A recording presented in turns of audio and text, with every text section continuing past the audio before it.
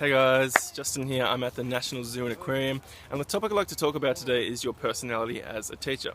So I was reading about this in the book Visible Learning and the Science of How We Learn by Hattie and Yates, which is actually one of the main educational textbooks we have in Australia at the moment. And basically what it was saying is that your personality as a teacher doesn't really matter, it more comes down to just your communications and actions.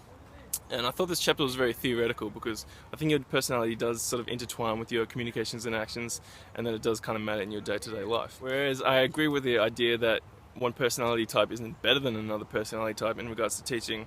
I do think you need to find a balance where you're not trying to sort of be the student's best friend, but you're also sort of speaking to them professionally, and you don't want to be unrelatable. Hey buddy.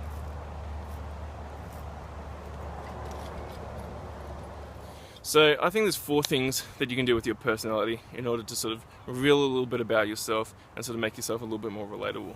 The first would be to exaggerate your personality. So this is really common in the entertainment industry. If you think of maybe How I Met Your Mother, the character Barney Stinson is sort of just a really exaggerated pickup artist, I guess. Or if you think of Sheldon Cooper from the show Big Bang Theory, he's sort of just a really exaggerated science geek.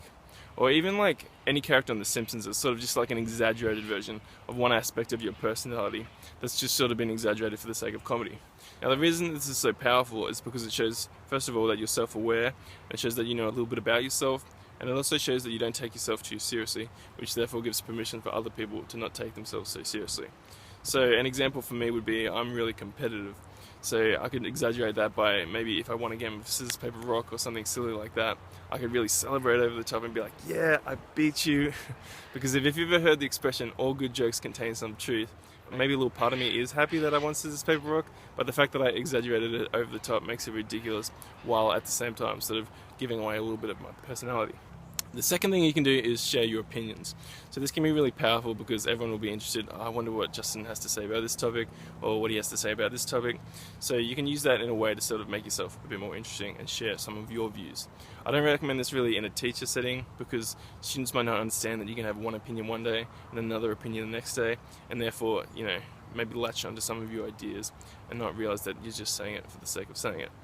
The third thing you can do is just use banter or sort of playfulness when you're talking to someone, where you're sort of playing a character of yourself and you're sort of just going along with it. And the fourth thing you can do is telling stories.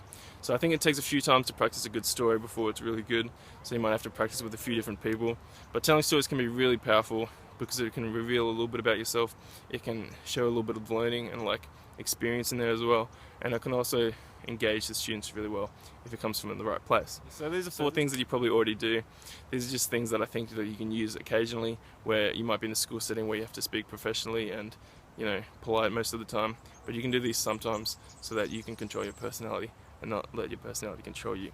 Anyway, I hope you guys enjoyed this video. These are some things you can just do on a day-to-day basis as a way to reveal a little bit about yourself and make yourself a little bit more relatable.